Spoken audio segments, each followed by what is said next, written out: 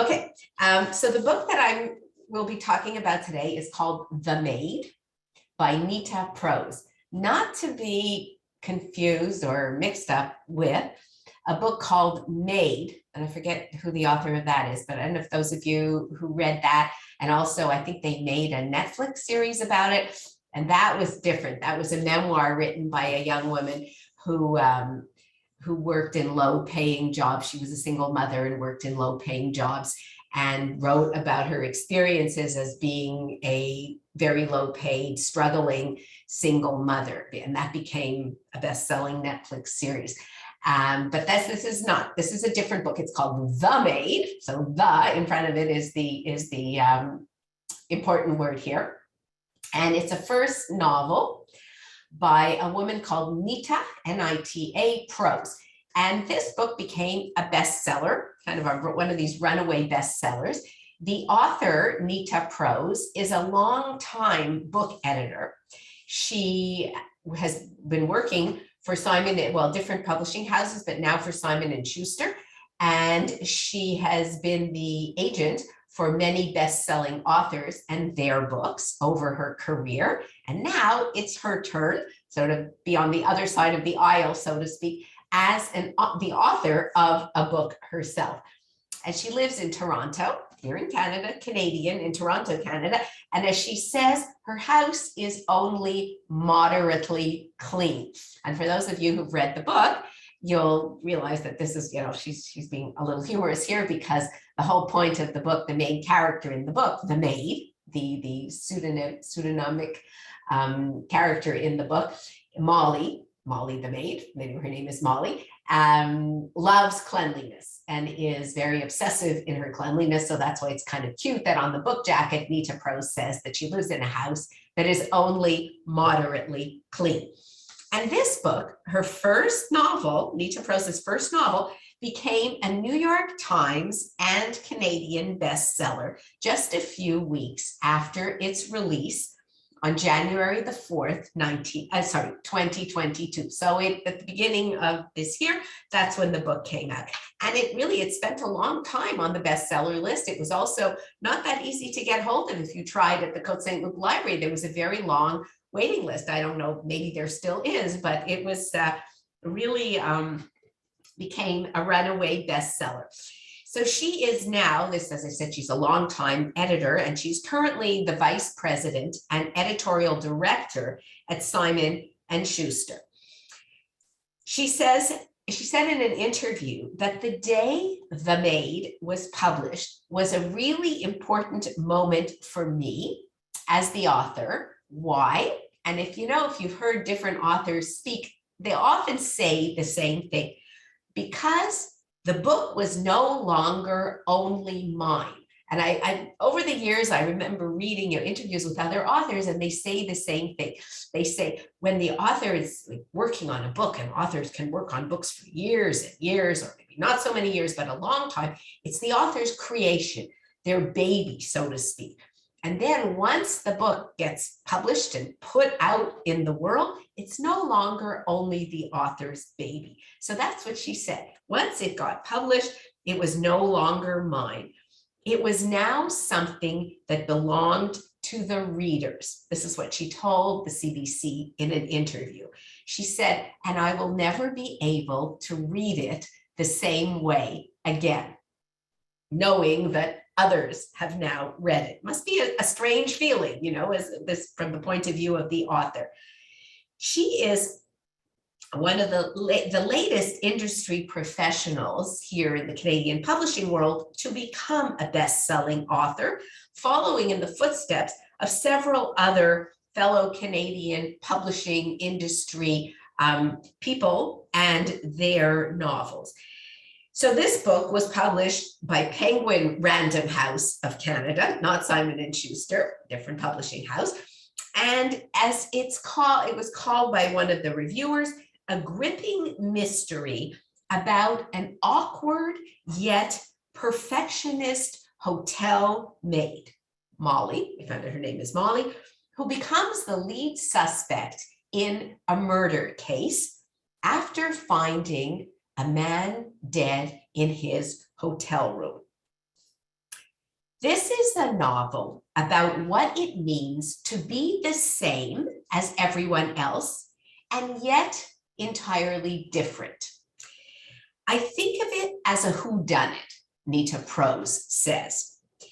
It may be a little different too, because the mystery can only be solved through a connection to the human heart in Molly the Maid, the book's main character. This is Nita Prose speaking. So where did she get the idea for this story? This is interesting. She said that 2 years earlier, in 2019, pre-COVID, I guess, I'm just thinking, when she was, oh yes, of course, pre-COVID, COVID was 2020.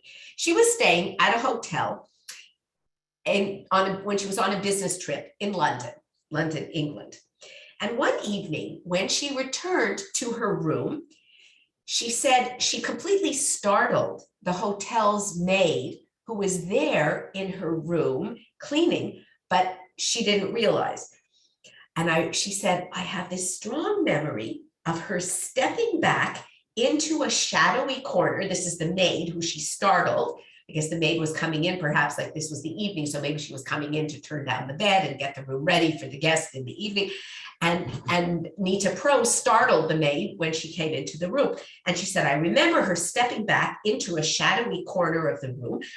And the embarrassing part for me is that she had in her hands my track pants, the pants to my tracksuit, which, like typical me, kind of a fool, I had left in a tangled mess on the bed. And it was then that Prose realized how being a maid was such an intimate and yet invisible job. And it's true, it's really interesting when you think of it, intimate and invisible. And on the plane ride home, her main character came to her mind, she said, and these are her words, the author's words, like a lightning bolt. A bolt of lightning came to her that this was going to be the beginning of a novel, the germ of the idea, and the main character. And it all came from this coming into her hotel room that night on that business trip and startling the maid who was preparing to turn down her bed for the night. She says, the voice of Molly was clean and crisp and precise in my head. I didn't have any paper. Remember, she's still sitting on the airplane. So I grabbed the napkin from under my drink and I wrote the prologue to the Maid in a single burst. I didn't realize that I was really starting my debut novel, but that's what she did when she wrote it. And let me just read to you. I don't know if everybody has read it or not, but if you have, might have been a while ago. So what was this prologue that became, well, this bit that she wrote down that became the prologue to her novel that she wrote on this napkin? She writes, I'm your maid. I am your maid. I'm the one who cleans your hotel room, who enters like a phantom when you are out gallivanting for the day, no care at all about what you've left behind, the mess, or what I might see when you're gone. I'm the one who empties your trash, tossing out the receipts you don't want anyone to discover. I'm the one who changes your sheets, who can tell if you slept in them and if you were alone last night or not. I'm the one who straightens your shoes by the door, who puffs up your pillows and finds stray hairs on them. Yours? Not likely. I'm the one who cleans up after you drink too much and soil the toilet seat, or worse. When I'm done with my work, I leave your room pristine. Your bed is made perfectly with 4 plump pillows as though no one had ever lain there. The dust and grime you left behind has been vacuumed into oblivion. Your polished mirror reflects your face of innocence back at you. It's as though you were never here. It's as though all of your filth, all of your lies and deceits have been erased. I am your maid. I know so much about you. But when it comes down to it, what is it that you know about me? And that was her prologue to the book. So this is what she wrote on that napkin. That was the beginning of her novel. And as she said, she didn't realize that this was going to be the beginning of her book, of a book. So what makes a book become so successful? It's an interesting question. I mean, this is not a great work of literature. It's a cute whodunit, and there have been interesting comments about it. As I said, it became very popular. But what makes a book a runaway bestseller? So the editor at McClellan and Stewart, one of the editors there, said that novels like this, like The Maid, can do well as a debut thanks to planning and timing. Fundamentally, it is that perfect moment of a really wonderful manuscript and great marketing and publicity. And things work when every part of the process comes together and hits just the right moment. So for Nita Prose, this was very lucky, and this seems to have been what happened to her with The Maid. This other industry executive also mentioned that having a strong character is very important to audiences, because that's the fundamental quality to a good story. And the voice of Molly the Maid here in this book is a strong voice, and it's probably that made the book so popular with readers. We see, says this publishing executive, that people respond to a powerful character and voice. That's something that's really capturing people and creates a sort of sense of community. And in fact, to know even, Universal Pictures has also picked up Prose's book even before it was published, to adapt it into a film. Although the release date has not been announced. And often if books get picked up as possible films, I think many of them do, and they never end up being made into films, but who knows, you can see that this could work very well as a film. And so the author says, Nita Prose says, I'm so lucky because all the people I've been working with so far have taken my material and amplified it in ways I never would have dreamed of. So to get to the book, the work that goes into an immaculate hotel room often goes unnoticed by the guests at least. You walk into the finished product and you can appreciate the elegant simplicity, everything crisp and delightful and new. As one of the readers of the book commented, this is how I feel about reading The Maid, which is Nita Prose's short but memorable debut crime novel. It is a pleasure to experience, continues this reader, and I don't think that we readers would realize all the behind-the-scenes hard work that goes into crafting such a mystery. So who is Molly the Maid? Molly the Maid is a maid at the Regency Grand Hotel, and she loves her job. Loves maybe is an understatement, but she definitely is. The way she speaks about her job, as those of us who've read the book, this is one of the main themes of the story. There's nothing, it seems, that she adores more than returning rooms, hotel rooms, dirty rooms or used rooms, to a state of perfection. This is a comment that she keeps making throughout the book. Every day of work is a joy to me, she tells us early on in the story, Molly the Maid. I was born to do this job. And she says in the first chapter, and how does the author set up this book? She sets it up, so there's that prologue, which I read to you, and then the book is set up into chapters, the days of the week. It's Monday to Friday, and at the end you have an epilogue. And so this is how she has divided up her story. Monday, the novel opens, and with Monday, she writes, I am well aware, and the story is told in first person. It's a first person narrator. So we're told the whole story, this whole detective crime novel, and it really does fit into the genre of kind of an Agatha Christie-like closed room mystery, like the Clue, the game Clue, the mystery game Clue. Because the setting, a little bit of the action takes place in Molly's apartment, and other couple of small places, but mainly the setting is this hotel, the Regency Grand Hotel. And interestingly enough, if you think of it, those of you who read the book, the location of this hotel is never named. I kind of assumed as I was reading the book that it's set in London, England, like it had this very British feel. Why? And maybe those of you who are who read the book also will say, because it seems so British, and because Molly the maid, her beloved grandmother, who has died 9 months earlier, and who had brought her up, and who she loved and adored, and was having a very hard time getting through life now without her grandmother.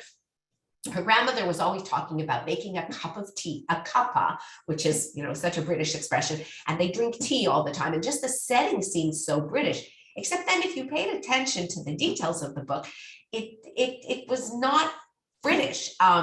And one of the characters in the book, Giselle, the second wife of Mr. Black, who's the man found dead in the hotel room at the beginning of the novel, you know, and again, it's like this Clue-like setting, like so-and-so is found in the room with the this. You remember if you ever played the game Clue? So Mr. Black was found dead in his hotel room with, I don't know what, okay, so around it, but that's the feel of the story. And she's, so you don't know where it's set.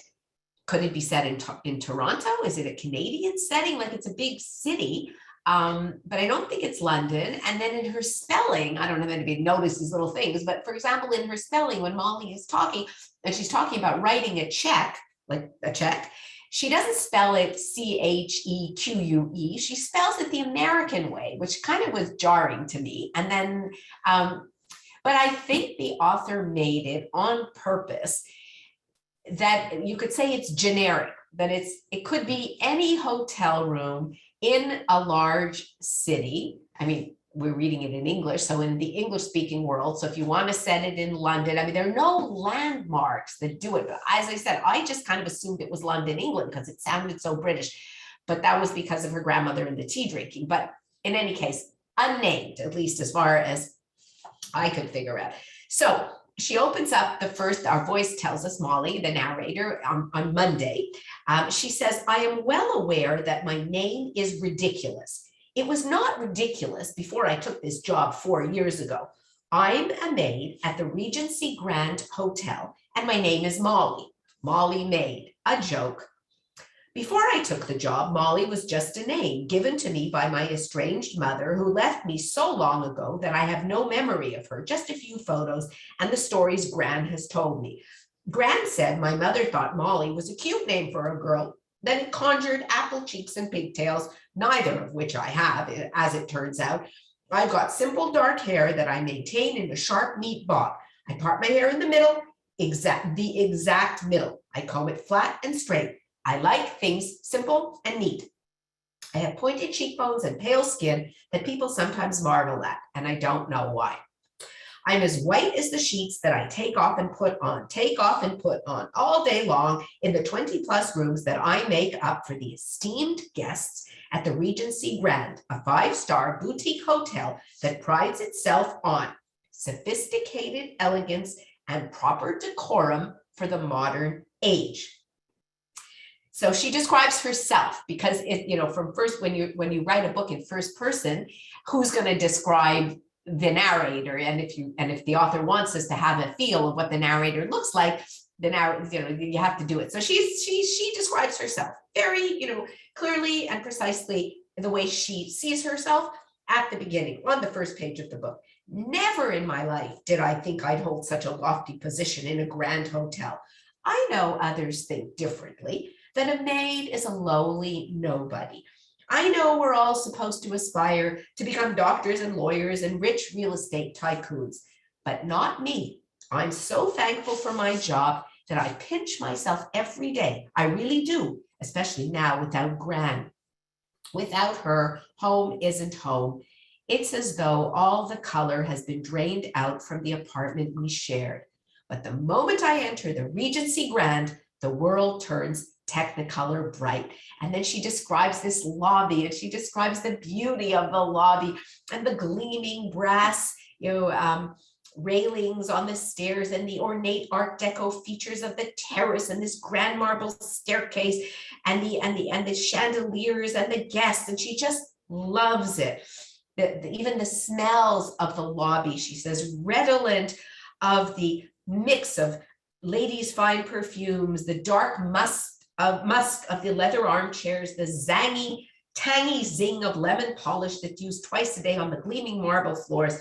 And it's just, and I love this opening scene because it made me think, not that I stay in fancy hotels, but just the feel, if you've ever been in it, or if you just, you look at movies, or if you stay in hotels, that it's just all the behind the scenes of stuff that goes on in a hotel. So this is Molly talking, and then she talks about her uniform, how she loves her uniform. And after a few pages of her voice, you think to yourself, this is an interesting voice who's speaking. Like, what kind of a character here is Molly? She is our narrator. And, there's always the question when you read a work of fiction, first person narrator, is the narrator, or even third person narrator, but this question, this literary term of a reliable versus an unreliable narrator. So, and in this book, Molly seems everything, if not the epitome of a reliable narrator. She says to us, she continues on, and she says, another thing that I love about my job is the uniform. You'd think that, I wouldn't like my uniform. I love it. It's a white, crisp white blouse and a black pencil skirt that's made out of stretch fabric for easy bending. And when I change into my uniform is my freedom, because it gives her freedom to become the maid. And she says, I am then whole. Once I am dressed in my uniform for my work day, I feel more confident, like I know just what to say and do, at least most of the time. And once I take off my uniform at the end of the day, I feel naked, unprotected, undone. And then she lets us in just a couple of pages into the book, and she gives us a clue, or she gives us a description more of really who she is, and we get her a better idea of her character. She tells us, the truth is, I often have trouble with social situations. It's as though everyone is playing an elaborate game with complex rules they all know, but I'm always playing for the first time. I make etiquette mistakes with alarming regularity, offend when I mean to compliment, misread body language, say the wrong thing at the wrong time. It's only because of my grand that I know a smile doesn't necessarily mean someone is happy. Sometimes people smile when they're laughing at you, or they'll thank you when they really want to slap you across the face. Gran used to say my reading of behaviors was improving every day in every way, my dear. That was her grandmother's voice. But now without her, I struggle. And so you see, you get this idea. Now, the question remains unanswered. It's never said to us, is Molly meant to be a character? Is she on the spectrum? Because this is, this is 2022. So this is a very big issue that's, in the forefront of talking about. For years and years and years, there were just people who we thought were, okay, they're a little bit odd. They had trouble reading social situations.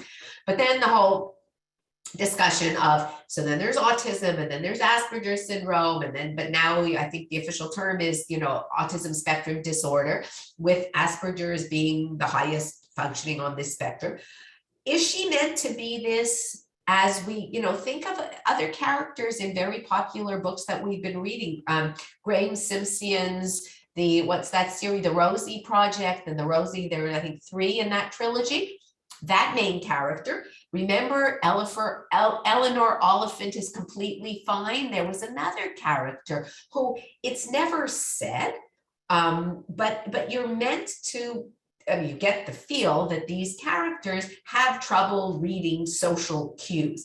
And so Molly, this is really one of the defining qualities of Molly the maid. And as I say, she tells us this at the beginning of the book. And it fits then that she says that I love being a maid because it's all about everything very precise and organized, and she has her tasks cut out for her, and nothing gives her greater pleasure. Okay, putting on her uniform gives her great pleasure, but getting her trolley of supplies with the newly, and then she describes it. How does she say it? She says, There is nothing quite like a perfectly stocked Maid's trolley. The crisp little packages of delicately wrapped soaps that smell of orange blossom, the tiny Crabtree and Evelyn shampoo bottles, the squat tissue boxes, and last but not least, the cleaning kit, which includes a feather duster, lemon furniture polish, lightly scented antiseptic garbage bags, as well as an impressive array of spray bottles of solvents and disinfectants, all lined up and ready to combat any stain, be it coffee rings, vomit, or even blood. And that I thought was just great, because her love of her maid's cart with everything precisely lined up, typical of, but when she adds this little bit here at the end, they're all lined up ready to combat any stains. And then what are the 3 stains that she mentions here? These are stains that maids would deal with. Okay, maybe not so much blood or different kinds of blood, then we're going to come to, because there's going to be all of that in the hotel when Molly is cleaning. So she says, she is often bullied by coworkers. She is ignored by guests, and she has learned to deal with the pain of that. She is so content in her role as a maid at this Grand Regency hotel, where she is usually left to her own devices and largely blends in with the background.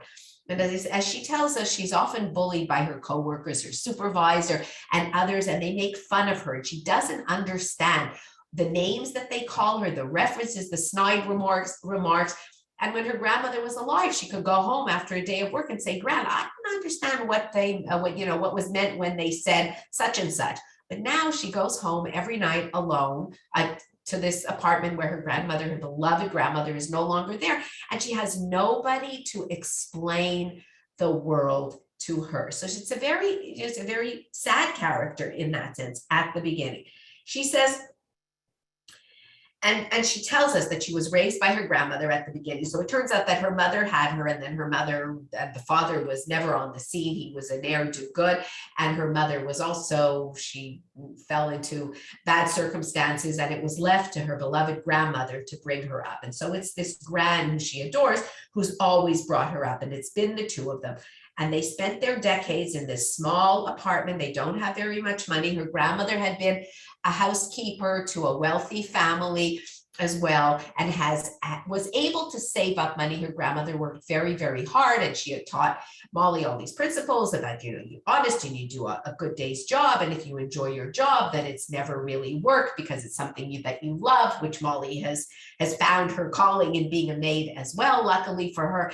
But we find out at the very beginning that poor Molly, who is the victim really to the taunts and to the snide remarks of others, because she just can't read these social clues. But she'd also fallen, unfortunately, prey to the unscrupulousness of a fellow student when she was taking a course in school, who relieved her of all her grandmother's savings. And Molly feels absolutely horrible that her grandmother's savings, that she was so taken for a ride by this young man who she thought was her boyfriend. So she really does not have very much money. She has trouble every month coming up with money to pay the rent. And when her grandmother dies, she's left alone. She's struggling financially. She's struggling socially. I mean, she's struggling emotionally. And her job is the only important element in her life. And then the big change happens right at the beginning of the story, when she discovers the very dead body of a wealthy guest in his suite that she has been cleaning. And so this kicks off the crime caper that is the action of the story, involving Molly, because she's the one who finds this guest dead, very dead, as she said, in his hotel bed, and a host of other hotel staff members, as well as the police and a police detective who does not understand our protagonist's literal ways. And Molly is accused of the murder of this hotel guest. She has very unwittingly landed herself a lead role in this smorgasbord of events. And, her mannerisms and her language shows how she struggles to process the world that she lives in. She says to us, "It is my express wish to live as ordered a life as possible. But the world is filled with random chaos that often bedevils my attempt at arrangement." And even though she repeats her grandmother's mantras constantly during the book, usually involving cups of tea and tidying up. But as this crime tale continues, and I guess it could be, many of the reviewers refer to it as a cozy. I guess that's a term, usually in British, these kind of Agatha Christie, or they're called cozies, these kind of crime mysteries. As this tale continues, and it's the whodunit part of it is, who killed, this wealthy guest was found dead in his bed. Who killed him? And it turns out, so there's a whole bunch of others. He has a beautiful young second wife who is there living with him in the hotel suite, Giselle, who has become a friend, sort of, although who are Molly's friends, she doesn't really know who she can trust as friends, because she doesn't have the ability to read people, but she thinks that this Giselle, Mr. Black, he's the dead guest, and talk about, throwing in symbolism, because he is the most evil of all the characters and his name is Mr. Black. So Mr. Black is found dead in the hotel room. And who did it? So, and who are the possible suspects? There could be Giselle, this beautiful young second wife. There could be, it turns out as the story progresses that there have been all kinds of nefarious goings on, that Mr. Black, who was supposedly a very wealthy real estate tycoon, was also involved in all kinds of other illegal and nefarious business dealings, and the hotel was the location for a lot of these goings on. So as a front, that this hotel was such a wonderful, elegant place, but what really was going on in the rooms of the hotel were less than savory and less than nice. So it's a very well-intentioned novel, and Molly's voice is a very charming voice, because there's this innocence to her voice, which the author has set her up as a character. Again, it's never said, Molly never says that I am on the autism spectrum or something like that. She just says, I always have trouble with social situations. I really have trouble reading,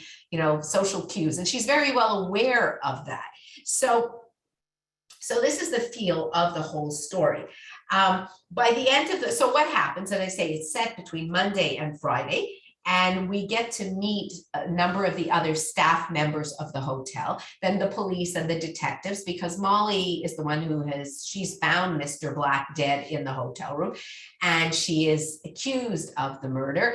And then all kinds of other things happen, so I'm not going to go into it, because I don't know if everybody has read this story, but we could talk about it. I'll take questions. I see that there is a question.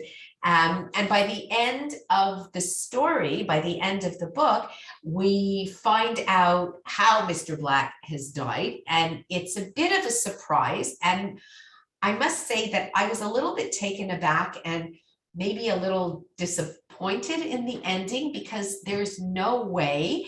I'm not good at ever figuring out whodunits. I don't read them that often, but I never get it. But in this case, I don't think there was any way that anybody could have figured out this crime, because the main character, the author, through the main character, withheld an important bit of information until the very end. But does that mean that that it didn't really matter who did it at the end? I don't know. And I would like to, if there's anybody to talk about this, if I wanted to ask you this, how did you feel about the ending? And there's a kind of, moral, ethical dilemma that's raised there at the end, just as there possibly could be in what happens when Molly's beloved grandmother dies. So it's linked to the way that this terrible, evil man, Mr. Black, how he, in the end, dies, which we only find out at the very end. The book also has another part to it. It has a very happy ending, because in the end, Molly finds herself a companion, a fellow co-worker in the hotel. His name is Juan Manuel. He is and maybe this is a bit of, I don't know, stereotyping that he's an illegal immigrant. Well, he wasn't illegal. He has his work application, but his papers disappeared. He also unwittingly had become part of the evil plot that was going on in the hotel. And he had become a victim of the dead man and a victim of circumstances. But he and Molly at the end get together. And so it seems like it's a happily ever after ending, which is nice because it fits nicely, I guess, into this genre. But I don't know, I found it a bit incongruous and a bit, what shall I say? I didn't expect it, and I don't know whether it fits the voice of the narrator. It fits Molly very nicely, except when you look at it from the perspective of a mystery, I think that the audience, that the readership is supposed to be able to piece together the whodunit part if you pay enough attention to clues given. And in this case, the author has withheld that bit of information. So that's my one complaint with the story. It's well written. It's an easy read. Excuse me. It's fun. It provides a look, which is, I think, what the author intended, where she tells us this is where she got the idea. The germ for her novel was that time when she stayed in a hotel and she surprised the maid when she came in, and the maid was holding her sweatpants that were there on the bed, and she realized, never really think about who cleans up this room, and I come back and my mess is cleaned up and everything is so perfect, that there's this invisible person who's been there who we really never think of. So that works very nicely. It's a quick read. It's a cute addition to the cozy crime story genres. I think the fact that it's set in 2022 or whenever, 2019, 20, but modern times, the author felt the need perhaps to give it this, that the main character doesn't catch social clues so well, which is, of course, this story wouldn't work if the main character wasn't of this, didn't have this problem putting together social cues that are so obvious to others. But it's a very, currently popular topic of discussion, as is illegal immigration, as is euthanasia. Like, she puts in a few things that make it very relevant today. So I'm wondering, those of you who read the book, if there's anybody here in the audience who are, I don't know if you're physically in the audience or you're on Zoom, because I'm not there, unfortunately. I see that there are a number of participants. So does anybody have, can we have I don't know, a Q&A or a discussion? Does anybody have anything they'd like to say? I don't know if I can moderate it, or if perhaps Maria would be able to moderate a discussion now, if there is any. Yeah, I did see a hand up, and then the person put it down again. Oh, Now's your chance, okay. folks. Don't be shy. You can put it in the chat, or you can raise your hand and I'll give you the permission to speak. Can you see anybody, Maria? Yeah, we've got some participants with us. Okay. And do you see them? I don't see them. I just see their name. Oh, okay. All right. Does anybody want to chat, say something? Because what did you think of the book? I'd be so curious. Again, it's me looking at myself and talking, but we will wait, give people a moment. Okay.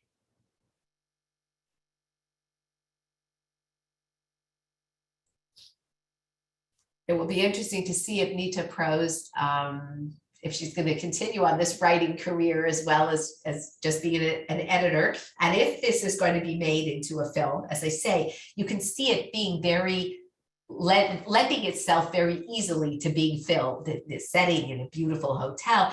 Made me think, I mean, not at all alike, but remember we read this wonderful book, A Gentleman in Moscow, where Amor Towles' novel, where the gentleman, the Russian gentleman, is a prisoner in the Grand Hotel in Moscow, and the whole setting of the book takes place in this hotel because he's a prisoner there.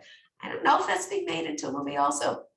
Anyway, that was a great read, very different, but also set in a hotel. So I guess a hotel makes for a very good setting for a story, for a film, for a play. It seems we have a very quiet audience. today. Oh. It's okay. It's okay, folks. Come back next time. Kathy, so much for Yes, joining. please. Thank I'm you. really sorry. Yes, please come back in person. I should be fine. Hopefully I hope I can't get COVID again so soon. So anyway, Hopefully it'll give you immunity for some time. I hope so. I'm just thinking of getting a booster. So now I don't have to think of this for the next 4 or 5 months, I guess. Thank you for joining us, everyone. And Thank you, next time, everyone. you do have the choice between coming online or in person. Thank you. Thank Bye, Kathy. you. Bye-bye.